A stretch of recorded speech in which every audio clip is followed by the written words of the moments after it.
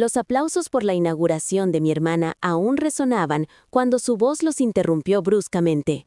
«Estás despedida. Seguridad te escoltará a la salida». Ni siquiera había levantado mi copa para el brindis. El salón de baile se congeló. Sillas medio giradas, luces temblorosas sobre el cristal. 200 ojos aterrizando sobre mí como un foco de atención que nunca pedí. Nadie intervino, ni mis padres, ni mi hermano. No rogué, no discutí. Me quité la credencial de invitado, la dejé junto al champán sin tocar y caminé hacia las puertas mientras el silencio se cerraba tras de mí. Ellos pensaron que la humillación terminaba ahí. No fue así. Solo era el primer minuto de la cuenta atrás. Tenía 19 años la primera vez que entendí cómo se movía el poder en mi familia. Silenciosamente, negligentemente, siempre a favor de otra persona. El almacén desde el que trabajábamos entonces estaba en North Kansas City, un rectángulo con corrientes de aire, de hormigón y estanterías metálicas. Las luces fluorescentes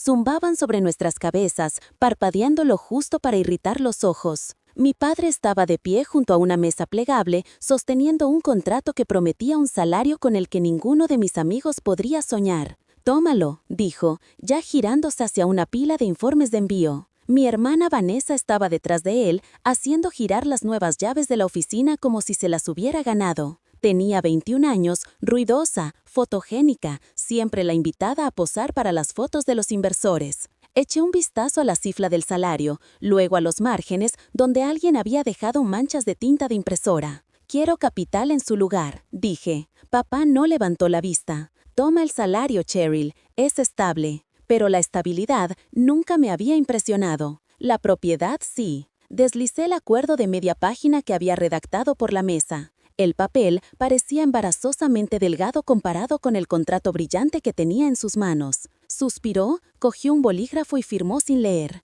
La televisión, en la esquina, emitía a todo volumen un partido de fútbol. En el momento en que su equipo estuvo cerca de anotar, dejó de prestar atención a cualquier otra cosa. Su firma tembló ligeramente cuando la multitud en pantalla rugió. Vanessa se acercó, su voz apenas lo suficientemente fuerte. «Siempre complicas las cosas». No dije nada. Metí el papel en mi carpeta y sentí por primera vez la forma de mi propio camino tranquilo formándose. Un año después, el almacén estaba más lleno, más trabajadores, más ruido, más envíos. Cuando papá repartió las bonificaciones, Vanessa recibió la suya en un sobre lo suficientemente grueso como para sonar al dejarlo. El mío era una sola hoja. «Capital en su lugar», le dije de nuevo. Apenas parpadeó antes de firmar otra pequeña transferencia. Nuestro hermano menor, Aiden, se había unido para entonces, tropezando con las tareas, con la confianza de quien sabía que un título lo esperaba sin importar cómo se desempeñara. Cuando extravió los informes de inventario de toda una semana, papá se volvió hacia mí. «Arréglalo». Cuando Vanessa olvidó una llamada a un cliente, mamá suspiró y dijo que está bajo mucha presión. Aprendí pronto que mis errores eran responsabilidades, los suyos eran inconvenientes. El punto de inflexión llegó en 2013 en el salón de nuestra casa antigua. Vanessa estaba por firmar un acuerdo de asociación que habría atado a la empresa a un sumidero financiero multianual. Su bolígrafo flotaba sobre la página, su sonrisa radiante para los miembros de la junta que asistían por videollamada. Yo había visto los números, sabía que no funcionaban. Papá silenció la llamada por un momento, sus ojos aún en la TV. «¿Esto es bueno o no?», preguntó. En lugar de discutir, deslicé un solo párrafo en la parte trasera de la carpeta, una enmienda en la que había trabajado durante semanas. Una cláusula de salvaguardia, un precursor de lo que más tarde se convertiría en la sección 14C. «Firma esto también», dije. ¿No lo leyó? Nunca lo hacía. Su equipo acababa de anotar de nuevo. El bolígrafo tocó el papel durante la repetición. Vanessa me miró, la irritación tensando su mandíbula. «¿Por qué siempre tienes que estar involucrada? Siempre». Esta palabra se me quedó grabada, como si fuera una obligación que alguien tenía que tolerar, no la que silenciosamente sostenía el techo. Con los años, reuní más pistas, mamá elogiando a Vanessa por ideas que yo había redactado, Aiden siendo felicitado por acuerdos que yo había negociado, parientes preguntando si todavía ayudaba en el negocio familiar, como una asistente que aparecía cuando era necesaria. No fue la rabia lo que me acompañó, fue un patrón, un patrón largo y predecible, y en algún momento dejé de esperar algo diferente. Ese fue el día en que aprendí mi lugar en esta familia. 3 horas antes de la gala, llegué lo suficientemente pronto para pasar desapercibida.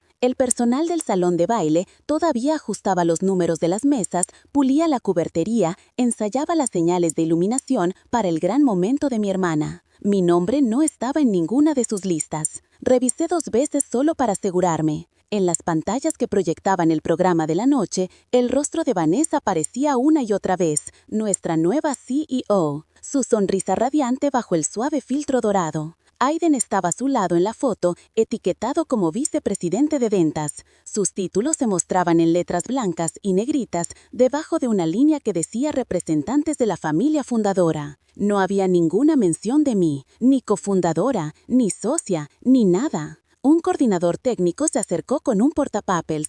¿Es usted del catering?, preguntó. Cortés, distraído. No lo dijo para ser cruel, pero aterrizó exactamente donde los años de borrado siempre habían aterrizado. Silenciosa, eficiente, precisa. Pasé junto a él hacia el plano de sentados, una impresión fijada cerca de la barra. Mis padres se sentaban en la mesa 3, mis hermanos en la mesa 1. Mi asiento estaba en la mesa 12. Una fila de nombres desconocidos debajo, pero el detalle que me mantuvo quieta fue la etiqueta invitada. Ni familia, ni ejecutiva, solo invitada. Alguien detrás de mí se rió. Me giré lo suficiente para ver a Aiden ajustándose los gemelos, la confianza emanando de él como la loción para después de afeitar. «Puedes sentarte donde quieras», dijo, apenas levantando la vista. «La noche no es realmente sobre ti». Las palabras fueron pequeñas, dichas casualmente, destinadas a herir sin el esfuerzo de la intención. Y lo hicieron, pero no de la manera en que él esperaba, porque en esa fracción de segundo el patrón finalmente se alineó.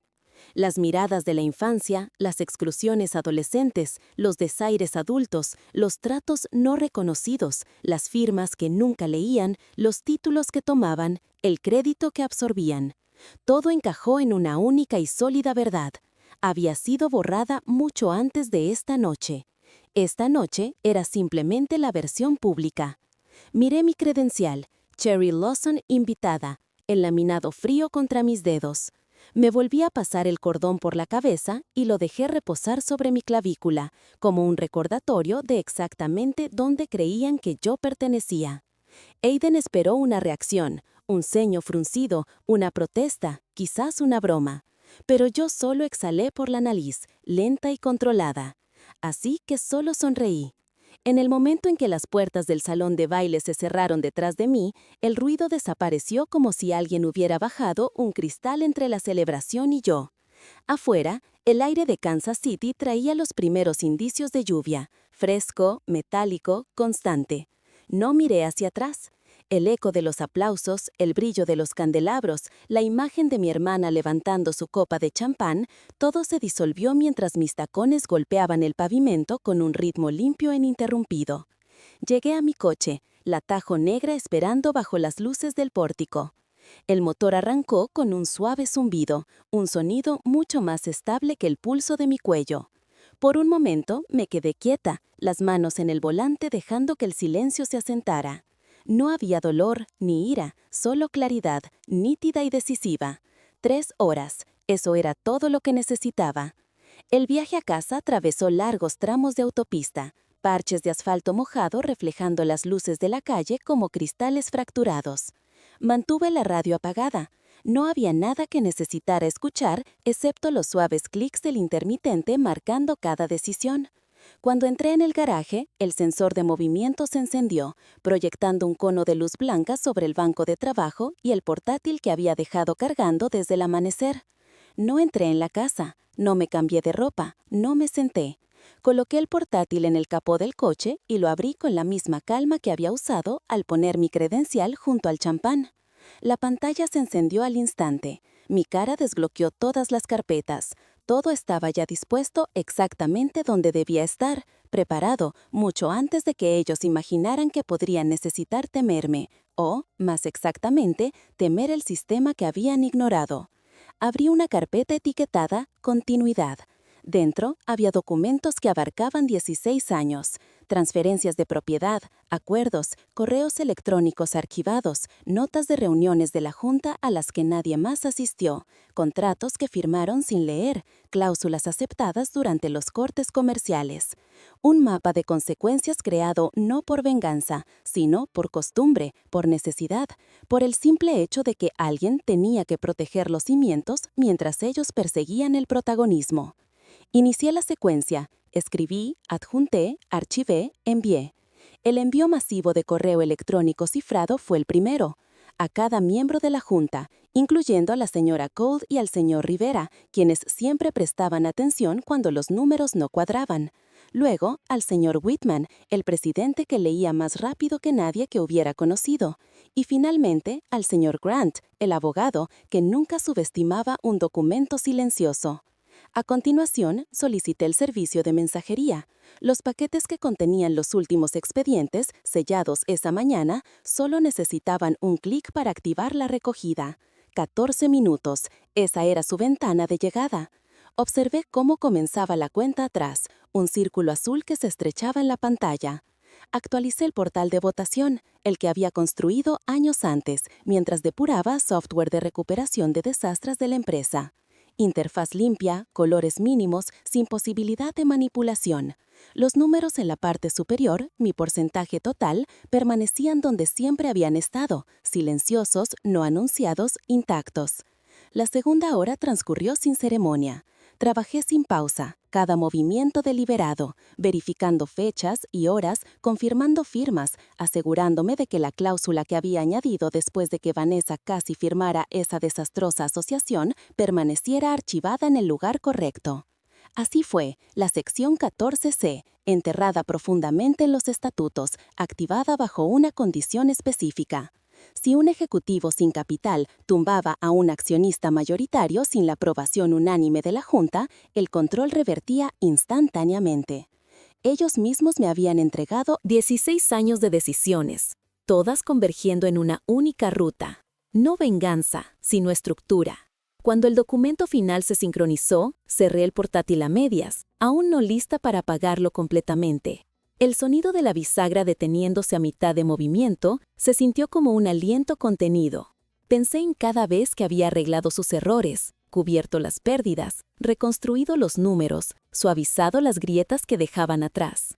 Siempre lo había hecho, porque la empresa lo necesitaba, porque alguien tenía que hacerlo. Pero esta noche, de pie, sola en un garaje iluminado por una sola lámpara superior, la verdad reposó con un peso que no la aplastaba, sino que la clarificaba.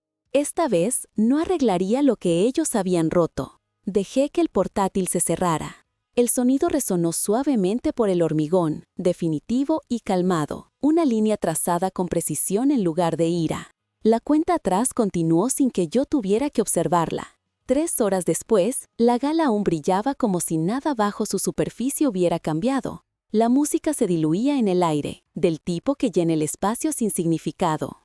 Los invitados equilibraban platos de postres, riendo pequeños chistes, inconscientes de que una estructura ya temblaba bajo sus pies. Crucé las puertas principales justo cuando la seguridad comenzaba a reposicionarse. Su postura cambió. Primero, sutil, practicada, instruida.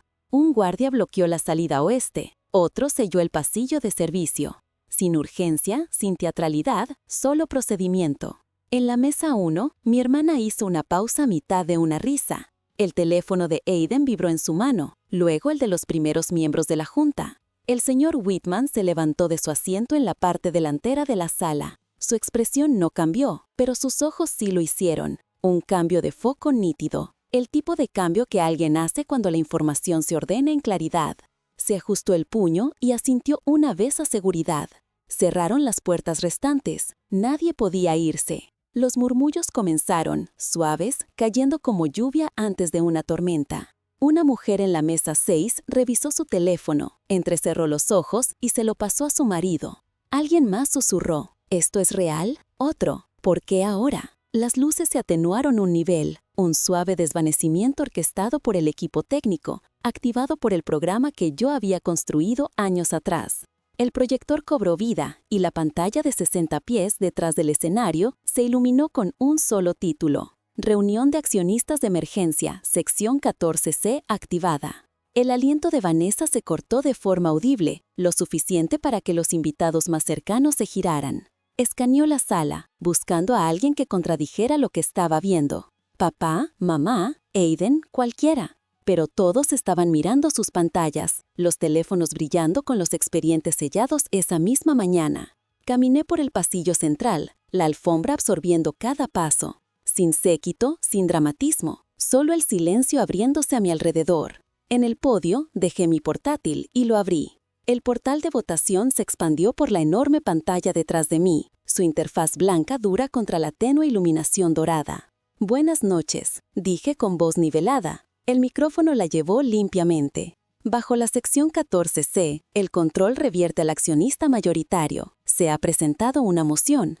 El señor Whitman se puso a mi lado, con las manos entrelazadas. Moción para rescindir los nombramientos de Vanessa Lawson como CEO y Aiden Lawson como vicepresidente de ventas. ¿Tengo un segundo? Sí, segundo, segundo. Una reacción en cadena. La señora Cole, el señor Rivera, otros 3, voces sólidas, sin vacilación. Años de números les habían ganado su confianza mucho antes de esta noche. La votación se abrió, verde para sí, rojo para no. El primer porcentaje apareció instantáneamente, 58%, luego 61, 65, 67. Los invitados se inclinaron, observando la historia desenvolverse en incrementos digitales. Cada clic de cada accionista resonó por la sala sin hacer ruido. Al 69%, Vanessa se lanzó hacia adelante. Detengan esto, no pueden votar en una noche como esta. Esta es mi ceremonia. El señor Whitman no la miró. Esta es una reunión legal, señora Lawson. Por favor, retroceda.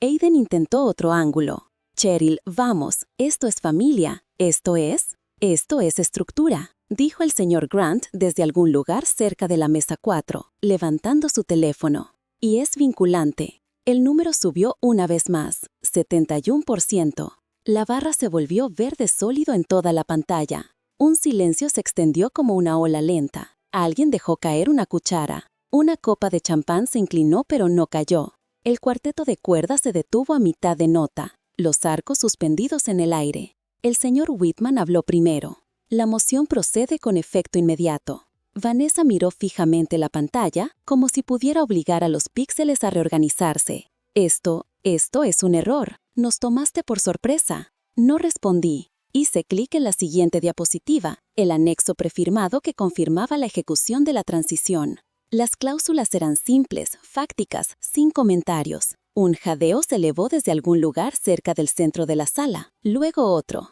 El teléfono de Aiden se le escapó de la mano y golpeó el suelo con un golpe sordo. Mis padres se quedaron congelados. Los dedos de mamá temblaban cerca de su collar. Papá parpadeó lentamente, como si leyera todo por primera vez. No los expedientes, sino las consecuencias de cada firma que había puesto sin mirar. El proyector zumbaba brillante y constante. La pantalla no se movía, no era necesario. La reversión estaba completa. 4 meses después, el edificio se sentía diferente incluso antes de que entrara. No más ruidoso, no más ocupado, simplemente alineado. Mi oficina estaba al final del pasillo donde solía estar el antiguo armario de almacenamiento. La nueva placa con mi nombre en la puerta era de acero cepillado, sencilla. Nada ornamentado, nada celebratorio, solo mi nombre y el título que la votación había hecho oficial. Pasé la yema del dedo por la superficie. Una vez, sintiendo su frescura, la precisión. Luego abrí la puerta. Dentro todo estaba tranquilo. No silencioso, simplemente tranquilo de una manera que tenía sentido.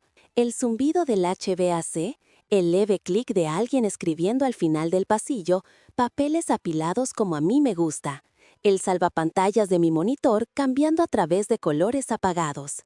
Así es como una empresa debería respirar, uniformemente, sin el peso de los egos presionando las paredes, sin el caos disfrazado de carisma, sin que nadie intentara convertir las reuniones de la junta en una producción teatral. Dejé mi bolso y abrí más las persianas. Desde la ventana, la ciudad se movía a su ritmo habitual. Los coches avanzando por el tráfico matutino, los peatones protegiéndose de un viento suave, el resto del mundo ocupándose de sus asuntos. Y por primera vez en años, yo también. Vanessa puso a la venta su casa del lago después de la votación. Las fotos del anuncio circularon en línea. Fruteros preparados, encimeras pulidas, habitaciones vacías, esforzándose demasiado por parecer habitadas. Aiden intentó el mercado laboral, pero el acuerdo de no competencia se mantuvo firme. Papá y mamá se fueron a una vida más tranquila en Florida poco después, evitando preguntas que no podían responder. Todos se comunicaron eventualmente. Un mensaje de texto, un mensaje de voz, un correo electrónico reenviado desde una antigua dirección, disculpas, explicaciones, reescrituras de recuerdos. Los dejé pasar todos a través del filtro que establecí hace mucho tiempo. Ninguno aterrizó, ninguno era necesario. Algunos finales no requieren portazos. Algunos no necesitan discursos, ni victorias, ni confrontaciones finales. A veces el final es solo una habitación, firme, tranquila, tuya. Algunas personas creen que el poder pertenece a quien está en el micrófono. Se equivocan. El poder reside silenciosamente en los documentos que nadie se molesta en leer, en las firmas que apresuran, en las estructuras que nunca creyeron que podrían cambiar. Mi familia aprendió eso de la manera difícil, y yo aprendí algo más simple. El silencio no es debilidad, es dirección. Si historias como esta se quedan